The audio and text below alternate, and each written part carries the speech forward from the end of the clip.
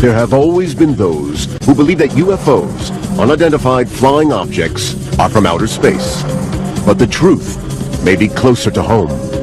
I'm a great cynic about UFOs, and I'm quite sure that was mainly our airplanes that were flying around. For over 60 years, in top-secret research bases around the world, flying saucers have been designed, built, and flown. Secreted away from the rest of the main company is a place where they're building flying saucers. Some even claim to have seen them. There was no mistaking what they were. They were flying saucers. This is the secret history of attempts to harness the technology of the flying saucer to produce the ultimate military plane. These are the real UFOs.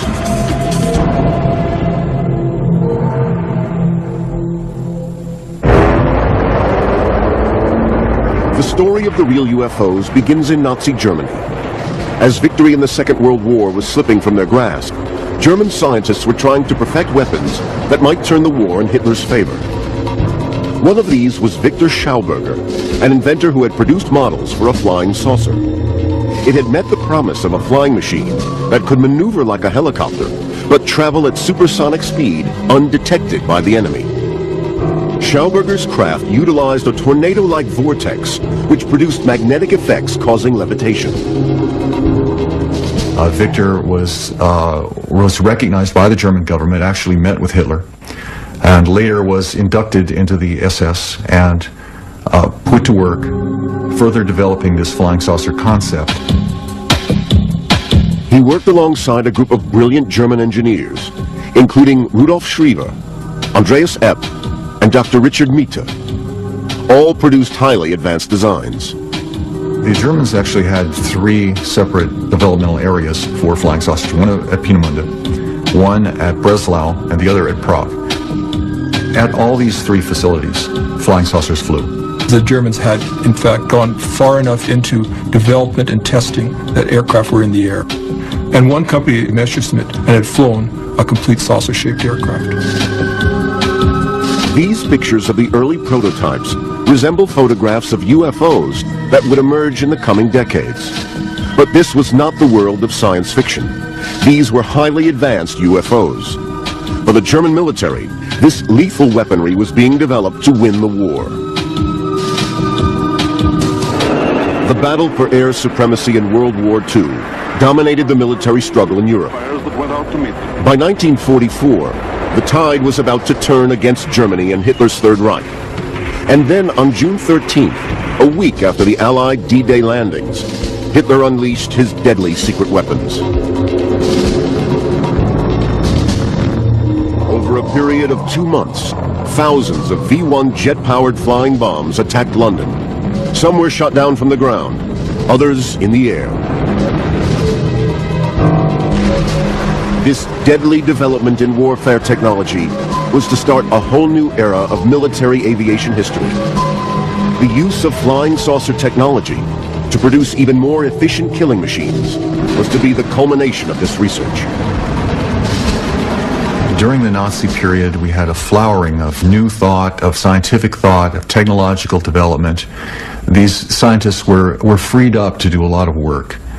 They developed science in every field that is relevant in our lives today, and as a matter of fact, we're still living off that carcass. But there was nothing new about the basic principles of rocket science. Since the 1920s and 30s, there had been an explosion of innocent enthusiasts experimenting with rocket propulsion across Europe and America.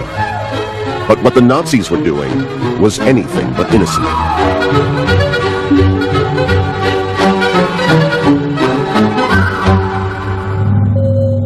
At their deadly weapons research facilities, scientists were working on a new generation of weapons. And alongside the rockets and missiles, real UFOs were a crucial part of that program. One of the incredible things that happened during the Second World War was the amount of technology that German scientists were turning out that was devoted to a war effort. And that included rocketry, it included the jet engines, but it also included some remarkable work in terms of flying saucer craft. But time was running out for Hitler and his scientists. On all fronts, the Allies were breaking through. The Germans were in retreat. The flying saucer technology, just like all of Hitler's other ultimate weapons, would come too late. Even right to the very end of the war, it seems they really believed that these super weapons, these super delivery systems, were going to be able to at least stall the Allies and they were going to be able to arrive at some sort of political settlement of the war. Hitler's dream of winning the war with his super weapons never came. By May 1945, the final battle for Berlin had started. The war in Europe was virtually over. But this was only the beginning of the story of the real UFOs. Within 3 months, the Second World War came to a dramatic and horrifying end. At 8:15 in the morning of August 6, 1945, the Enola Gay, a B-29 American bomber, dropped the first atomic bomb on Hiroshima. With the war finally over, the former Allies had now become rivals. The Soviet Union and the West would soon be locked in a battle for the latest military technology. Well, at the close of the Second World War, all the former Allied powers were engaged in a race to capture German technology. Americans captured a complex for the manufacturing of B-2s and the plans for many other missiles, but Russians captured the latest models of jet aircraft from the Germans and a good amount of rocket scientists. But the key question was who was going to capture the real UFO scientists. The secrets of German rocketry and missiles was not the only technology to fall into Russian and American hands. The Cold War was about to begin, and alongside the very public nuclear arms race, with its displays of missile hardware, there was also another secret arms race going on, which the public knew nothing about. This time, to find the ultimate flying machine, a flying saucer from the world of science fiction.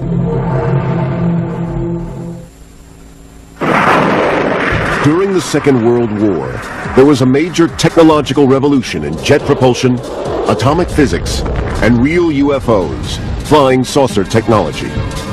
The Germans had led the world in the development of real UFOs, and now their ideas and scientists had fallen into the hands of the two superpowers, Russia and America. German UFO flying saucer engineers Victor Schauberger, Rudolf Schriever, and a Dr. Mita were secretly working for the Americans. While Andreas Epp was reported to be working on flying saucer projects for the Russians. Both Americans and Russians exploited really a lot the scientists that they captured at the end of the war. They used this technology and these guys to develop their science during the Cold War. By the end of the Second World War, the former Allies had become rivals, and the Cold War arms race had begun. The focus of the American efforts went on developing rocket and missile weapon systems. It seemed that the captured German flying saucer technology had been put on hold. Then in 1947, there was a report of a UFO flying over America seen by an American pilot, Kenneth Arnold. He was flying near Mount Rainier in the state of Washington and witnessed 9 flying discs some distance from him. When Arnold landed, he told his story to the local press. I was approximately 25 to 28 miles from Mount Rainier, and I noticed to the left of me a chain which looked to me like the tail of a Chinese kite going at a terrific speed across the face of Mount Rainier. They looked something like a pie plate that was cut in half with a sort of a convex triangle in the rear.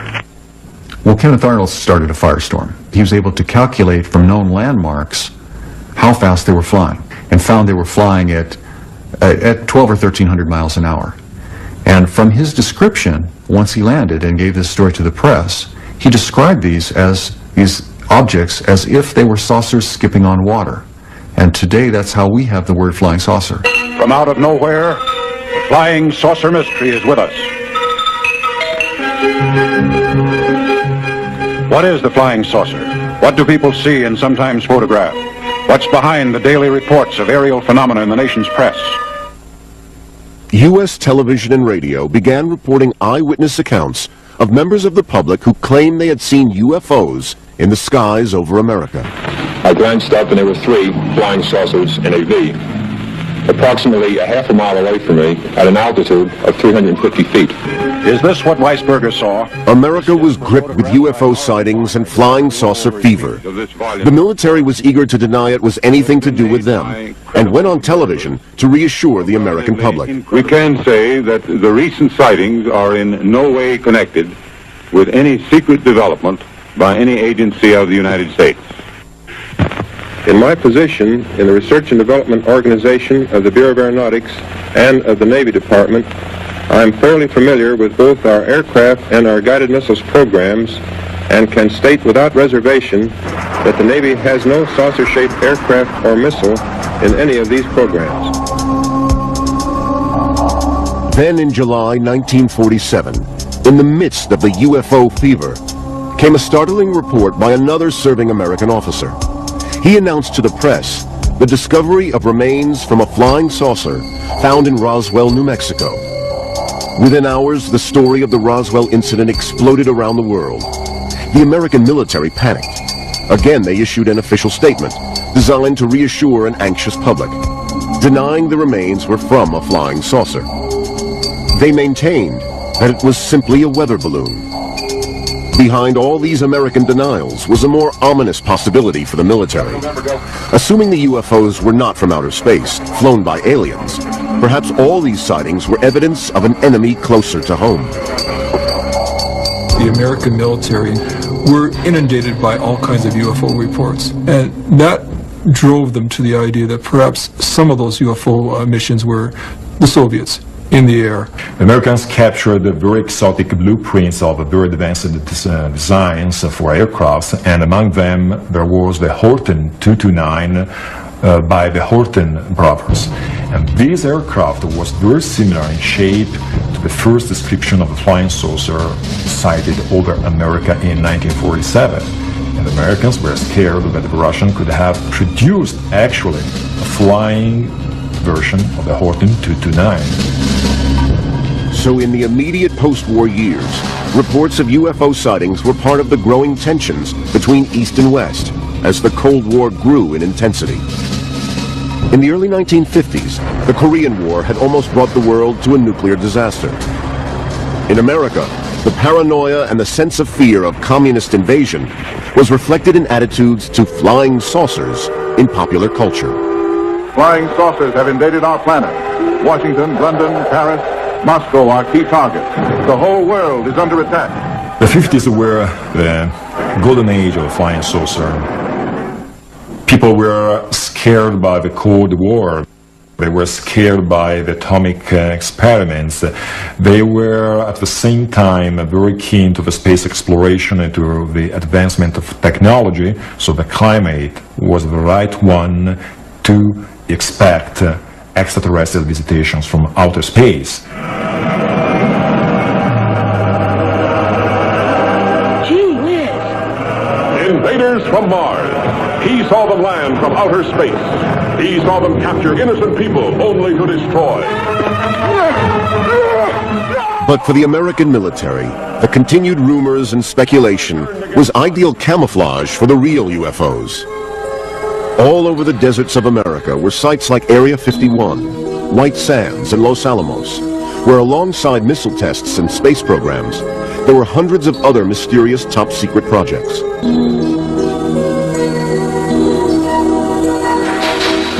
These included high-altitude parachute tests, satellite testing, and the development of future space vehicles. One of these secret programs was called Project Mogul. Project Mogul was a top-secret program to listen in on the Russians using equipment on high-altitude balloons. The American military were desperate to discover secrets of the Soviet program to develop a rival atom bomb. They needed to know when the Soviets were testing one of their weapons. It was not until 20 years later that the U.S. government was forced to confess that the Roswell incident, back in 1947, was in fact secret military testing by the Americans. They published a report which concluded that what was recovered was not the remains of an extraterrestrial spacecraft, but debris from a then classified Army Air Force research project, codenamed Mogul.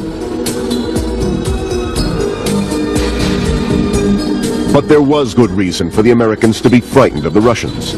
The experience of the Korean War and the startling appearance of the MiG fighter had proved how advanced Russian military technology had become. America needed to catch up, and catch up fast. Could a supersonic flying saucer be the answer?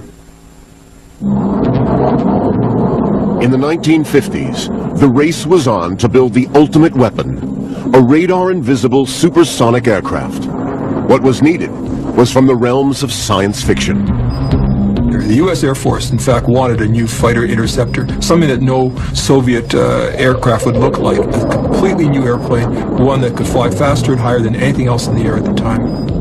In 1953, the CIA discovered that Avro, the Canadian aeronautics company, was working secretly on a revolutionary aircraft, a flying saucer. This was the brainchild of a visionary British aeronautical engineer. The genius behind the Flying Saucer project was John Frost. He came from England as a designer on another project, but he soon became intrigued with the idea of taking flying saucers into the air. John Frost had been responsible for one of aviation's most innovative developments, the swept-wing tailless fighter. The inspiration behind John Frost's first ideas, in fact, came from his collecting a scrapbook of all the UFO reports that were being heralded all over the world. And through looking at every one of the reports, he began to start sifting them down to at least two possible sources. And one was man-made, and he traced it back to Germany. Frost was intrigued by reports of the Nazi flying saucers. In fact, we now have evidence to show that he's a participant in interviewing German scientists, and especially one, Mitha, who would work directly with German flying saucers. Dr. Mitha claimed that he had worked for over 10 years on the Nazi saucer program, and his team had actually built the flying prototype. Mitha showed Frost photographs, plans, and blueprints. Frost was convinced that he could turn Mitha's plans into reality. John Frost had the promise of something that no one else could deliver at that point. A supersonic, more than twice as fast as the speed of sound aircraft that could fly higher and faster than anything else out there and never needed a runway or any airfield to operate from. In 1952, the Canadian Avro Aircraft Factory concealed one of America's most highly classified and top-secret projects.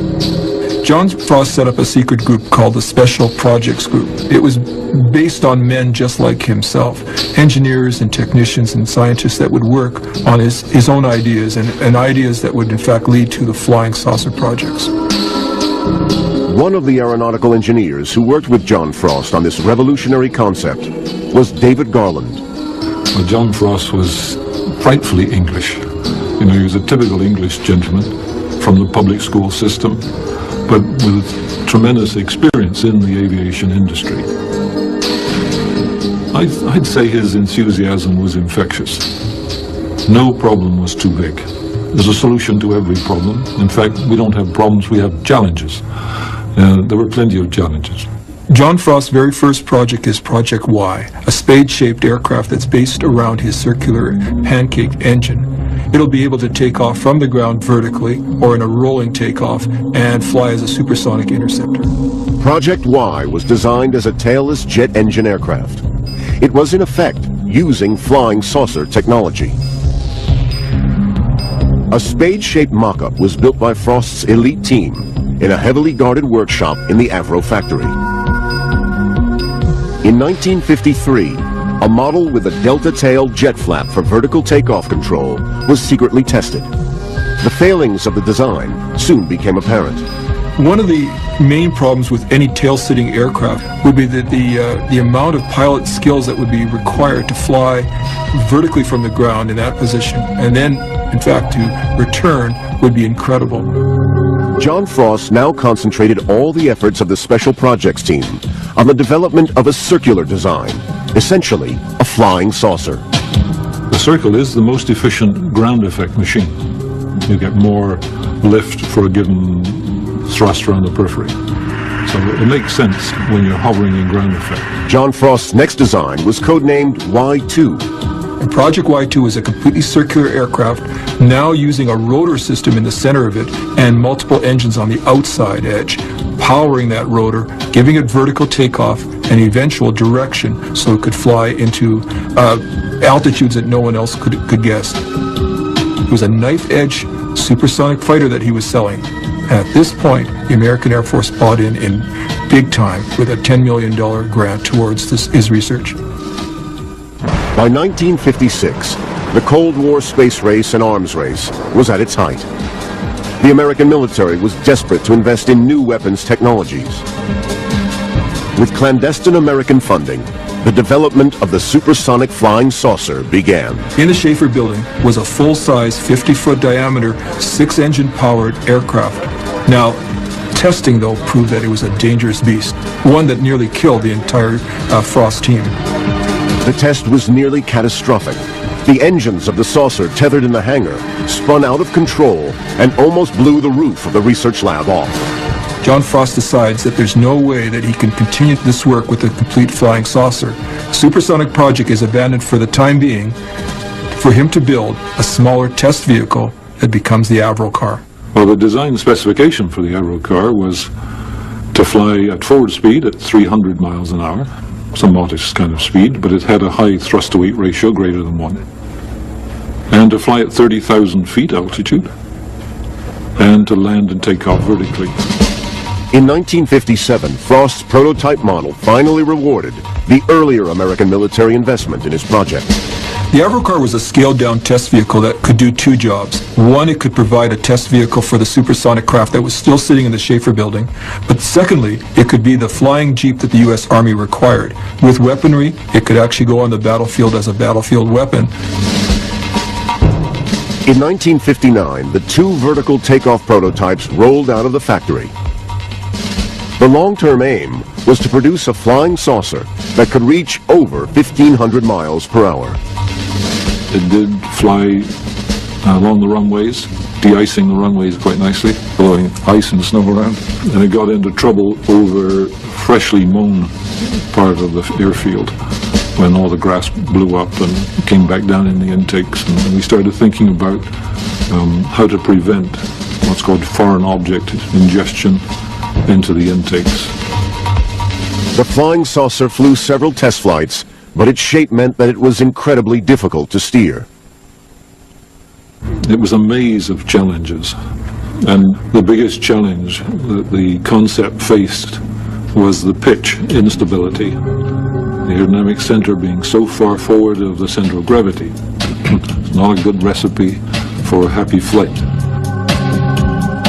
So the vertical takeoff and hover principle was working. Modifications were made, but lack of power and inadequate control mechanisms were difficulties that had to be overcome if the Avro car was ever to fly as intended.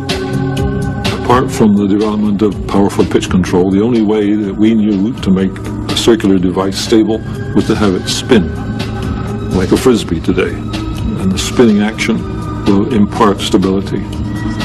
Some of John Frost's early designs did in fact have large spinning components, and the gyroscopic power of those devices was thought to impart some stability in designs which were thought to go as fast as 3 times the speed of sound. Frost was convinced he could control the instability problem. But the Americans insisted on adding a swept tail unit. Frost considered this was a betrayal of his original concept.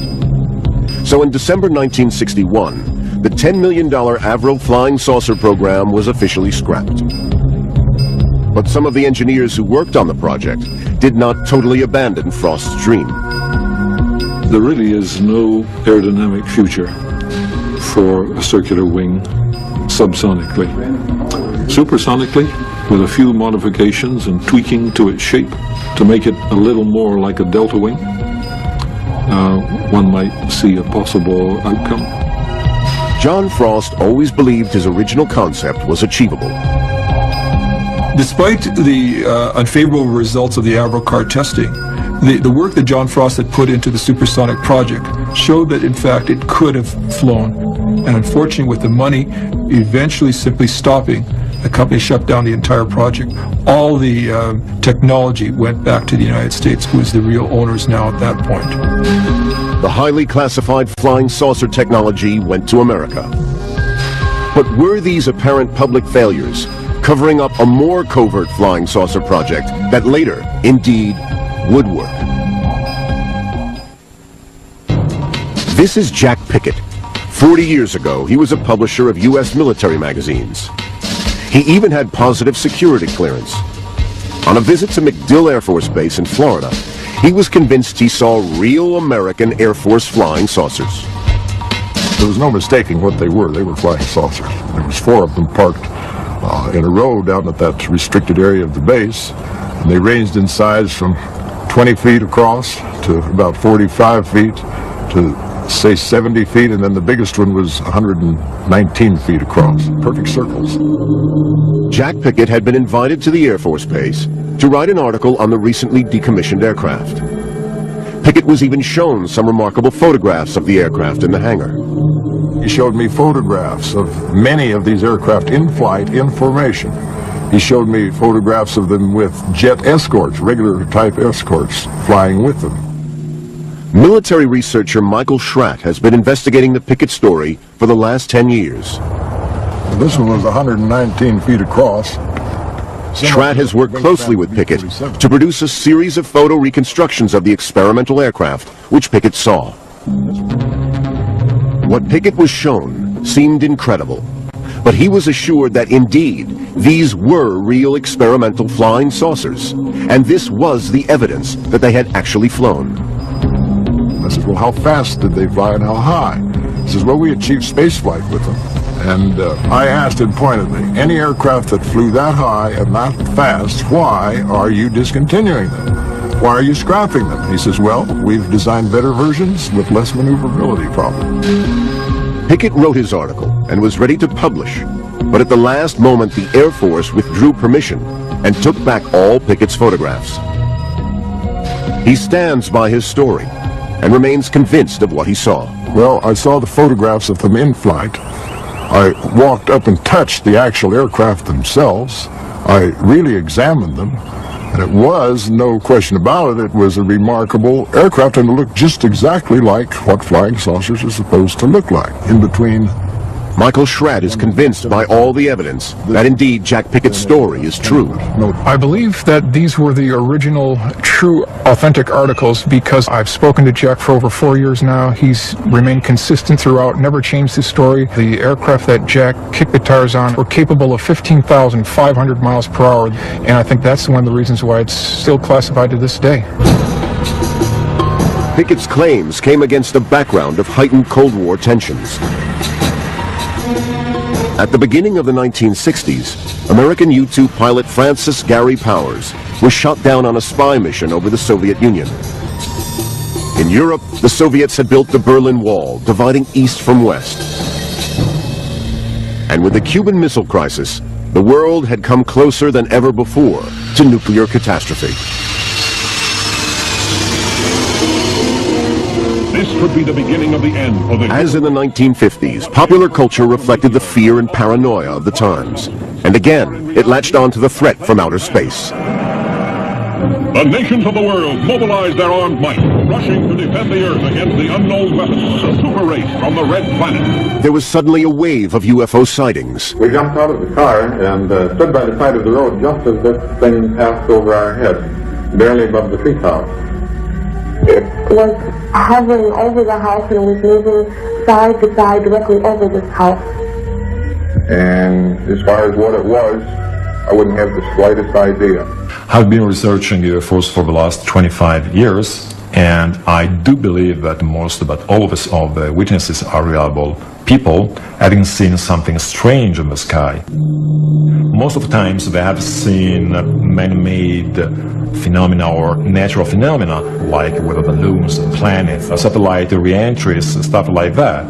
But there is actually a small but significant percentage of sightings that cannot find any explanation at this time. But there was one explanation for these mysterious UFO sightings, and it didn't involve extraterrestrial creatures. I'm a great cynic about UFOs, and I would say in a single sentence that practically every UFO, other than those that are being taken by using saucepan lids, every UFO other than those has probably been under contract to the US Air Force. In the 1960s, Alan Brown was working at the Lockheed Secret Experimental Skunk Works in the Nevada desert. It was a time when both Russia and America were afraid of each other's nuclear strike capabilities.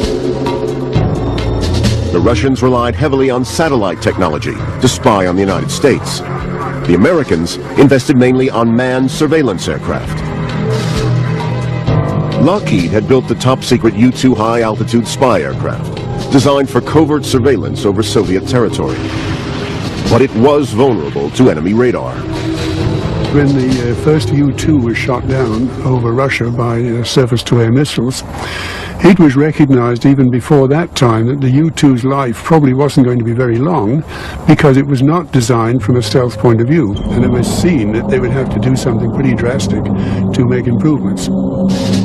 Flying saucer technology might produce the ultimate aircraft, one invisible to radar. A competition was started to replace the U-2. Lockheed, in fact, won the contract, and I was involved with that in an airplane called Have Blue. And the program did change very quickly from a confidential clearance to a top-secret clearance when it was realized just the enormity of what could be done with an airplane which was essentially invisible to radar. Over the next 10 years, shrouded in secrecy, a new generation of stealth fighters was rigorously tested in Area 51, the U.S. government flight test base in Nevada. There's no question that you have to have large-scale testing over a large area, which means that there's going to be people on the periphery who are seeing these funny-looking objects flying around, which immediately get reported in the popular press as coming from Mars, Saturn, or you name it.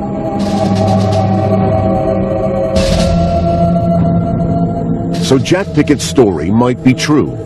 Throughout this period, it was the U.S. Air Force that was developing aircraft capable of evading enemy radar.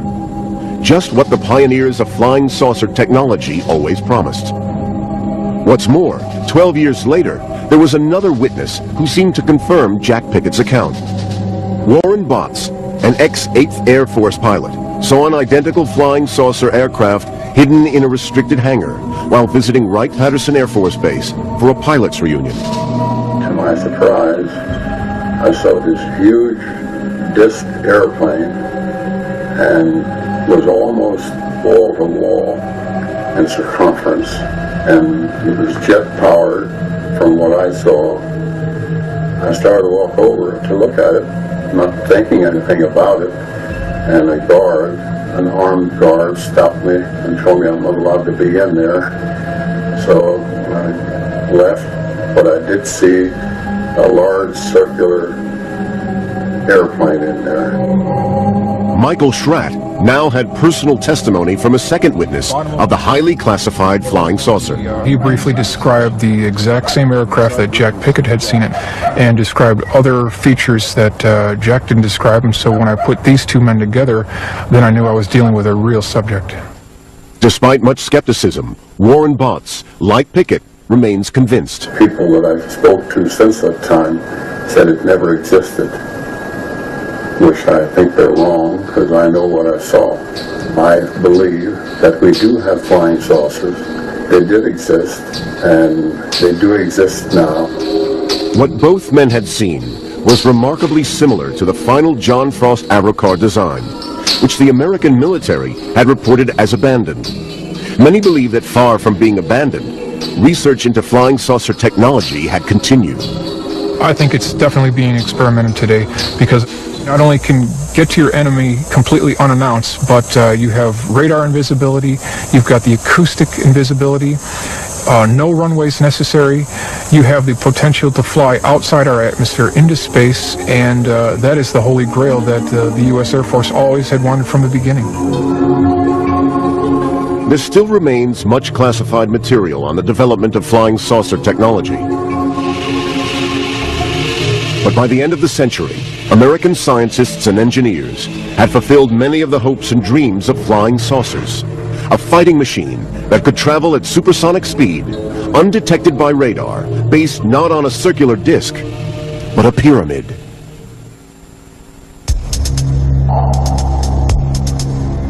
For a period of 15 years, this revolutionary aircraft was classified as a black project, one of America's best-kept secrets. This was the ultimate real UFO, a supersonic strike aircraft, which flew like a jet, but with stealth, unseen by radar. In 1988, the Americans decided to reveal it to the world. There's an interesting aspect to the reason why the F-117 was exposed to the public at the end of 1988.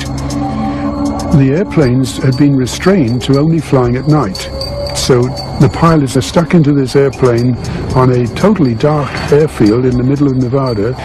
And we, in fact, did finish up losing a couple of pilots by just purely being disoriented in night flying.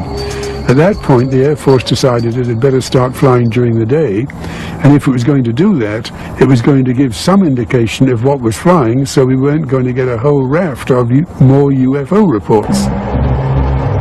In order to evade radar and surface-to-air missiles, the Lockheed stealth fighter, the F-117, adopted some of the concepts of the flying saucer.